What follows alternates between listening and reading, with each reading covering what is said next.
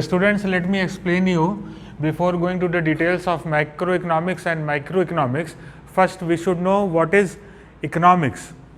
See, the term economics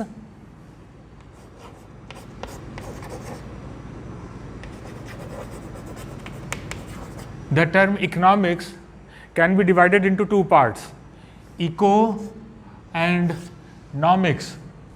Eco is derived from a Greek word okion, and nomics is derived from a Greek word nomos. ये जो part है eco, it is derived from a Greek word okion, and nomics is derived from a Greek word nomos. Okion means household. Okion means household, and nomos means management. So what is economics? A study of household management. A study of household management is called economics. Now again the question arises, management of what? Management of what? Management of resources. Management of resources.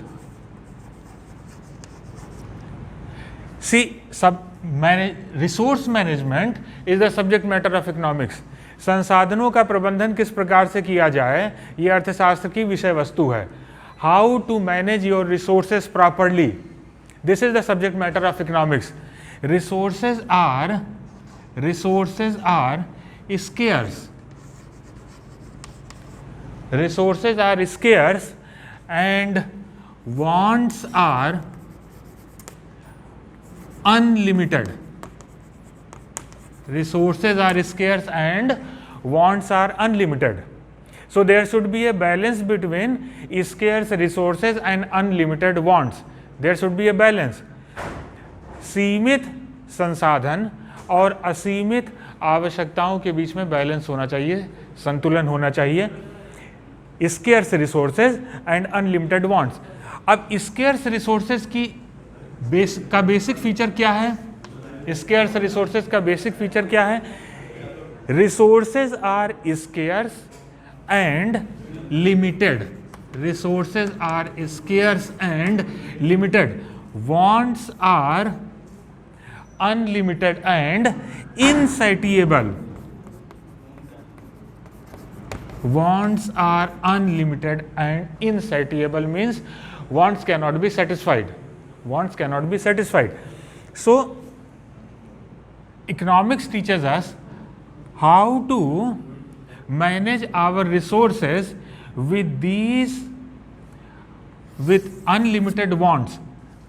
With unlimited wants. So there should be a balance. In this way, we can define economics as, economics is the study of efficient allocation of resources among various alternatives subject to social and physical constraints. Subject to social and physical constraints.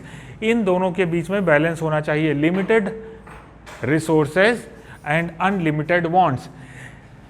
There are four major resources: goods, time, services and money. Goods, time, services and money. How to manage our resources? How to manage our goods, time, services and money? Since there are several unlimited wants which cannot be satisfied. Insatiable means wants cannot be satisfied. आवश्यकताओं को कभी भी संतुष्ट नहीं किया जा सकता. जब हमारे पास जो resources हैं, the resources have several alternative uses. Alternative uses. Resources have several alternative uses. Wants are unlimited and insatiable. So the economics teaches us how to manage our resources. There should be a balance between limited wants and unlimited wants and limited resources. Unlimited wants and limited resources. This basic proposition was first of all given by Adam Smith, who was considered as father of economics. He wrote a book in 1776. The name of the book was An Inquiry into the Nature and Causes of Wealth of Nations. And in that book he said, it is not the benevolence of the butcher, the baker or the brewer that we get dinner, but it is their self-interest that makes it possible. In the same way, when Marshall defined economics in his book The Principles of Economics, he said, political economy or economics is the study of mankind in ordinary business of life. It examines that part of individual behavior and social action which is most closely connected with the attainment and with the use of material requisites of well-being. अब ये जो दो definition अभी हमने दिया आपको, एक Adam Smith का और दूसरा मार्शल का, ये दोनों डेफिनेशन आप इस कॉन्टेक्स्ट में अगर देखेंगे तो इकोनॉमिक्स क्या है? Economics is not a subject, it is just an apparatus of mind. You have to train your mind. This is what economics is. Means economics is basically considered as the study of rational economic behavior, rational behavior. लेकिन आगे चल करके कुछ economist ऐसे थे जो आए जिन्होंने कहा कि economics is not a study of rational behaviour, it is study of irrational behaviour, because there are several actions of both the consumer and the producer which is irrational. So there should be a balance between limited resources and unlimited wants.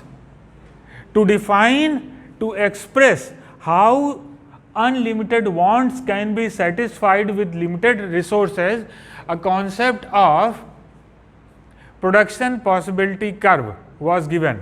A concept of PPC, production possibility curve, was given. The production possibility curve explains that opportunity cost